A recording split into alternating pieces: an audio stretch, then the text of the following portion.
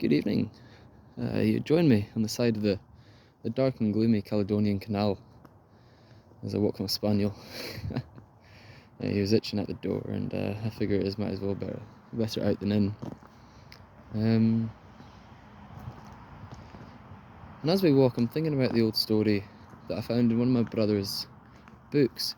I've not found it anywhere else online, so perhaps sharing it will kind of help spread the story a bit. I don't know much about it.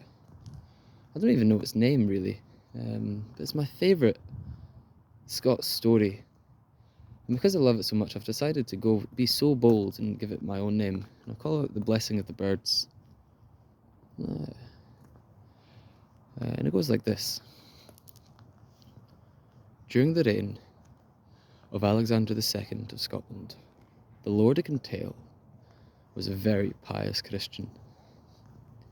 He decided to prove to all his clan that the pagan ways they followed were nonsense. And to do that, he was going to disprove one of the great pagan traditions. Now, the tradition goes that if you let your eldest child drink from the skull of a raven when they're born, they will be endowed with magical powers. Now, the Lord lets his eldest son drink from the skull of a raven. And lo and behold, there's no magical powers. And the years goes by and the Lord gets smug. He says, I've proved it. There's no pagan powers. But as he says this, he realises that perhaps he was wrong, because his wee boy does display some magical powers. In fact, his wee boy has the power to speak to the birds. In sheer stubbornness, the Lord decides to ignore this fact. He brushes it off his shoulder that his boy can speak to the birds.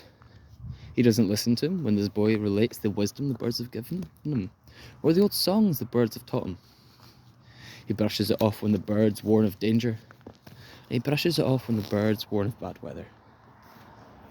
But the boy spends his adolescence growing in the knowledge that the birds give him. For the birds are far better teachers than any of the humans around him. And one day, the birds start screeching louder than usual, and the next day they screech louder again, and the next day louder again, until the Lord just can't take it anymore. What is going on with those birds? He shouts, grabbing his son. Father, I want to tell you, says the boy. Tell me, boy, shouts the dad. No, says the boy, for you won't like it. Go on, son, tell me. All right, says the son. The birds are telling me a prophecy.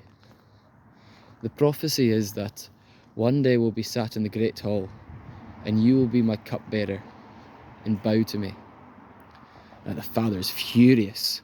All this time, ignoring his son's gift, and this son is now being so insolent to him, after everything he's done for him, raising him to be a good Christian, and he does this. He's so raging that he throws him out. Go get out of here, he shouts.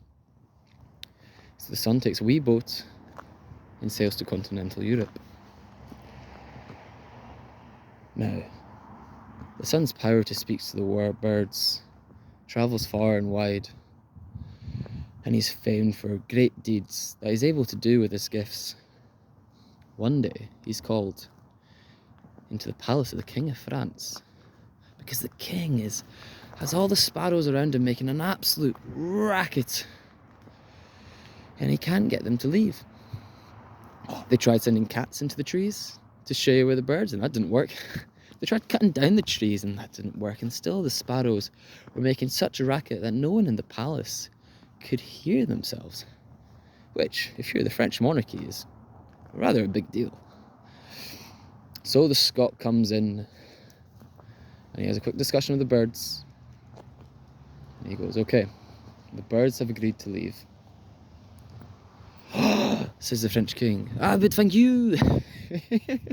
Sorry for my French accent.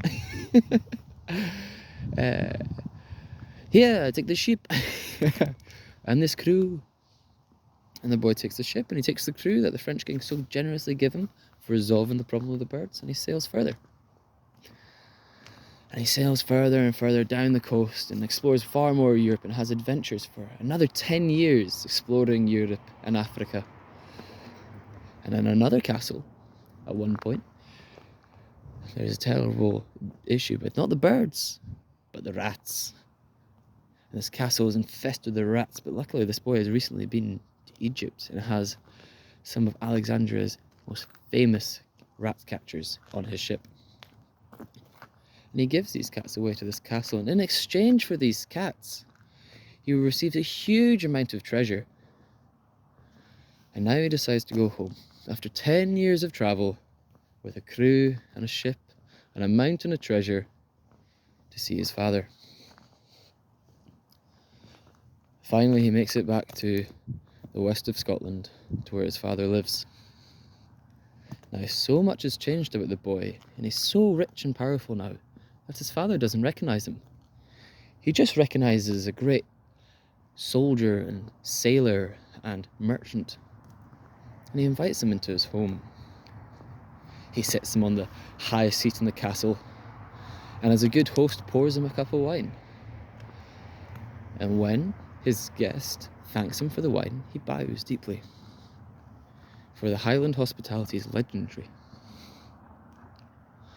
On his bow, his guest laughs, a deep, rich laugh that kind of reminds him of his own. "You see, father," said the boy, "you don't recognise me. And you poured wine into my cup and bowed at my feet." And with that, the father is shocked. It's his son. And the prophecy has in fact come true. They're reunited, and the father is not angry at his son, but apologetic to him for his anger and his pride that sent him away. Now, the King of Scotland, as mentioned before, Alexander II, heard of this incredible story and sent for the boy. Now, the boy went to go live in the courts of the king, and after a few years, the king decided that he was so wise and so brave that he should be put in charge of the whole of Kintail and build a castle to help defend against the Norse. So after his father died, the boy's lands were doubled, and he was charged with protecting the west. To do this, he built a castle on a little island, the island of Donna, to defend against the Norse. And of course the Norse came and they tried to attack the castle, and he fought them off. And that's why we have the castle called Inan Donna. Now, that castle, the castle that man built, was destroyed by the same government that charged him to build it during the Jacobite Rebellion, when it was infested with Spanish soldiers. But that's another story. Enjoy the rest of your walk, guys.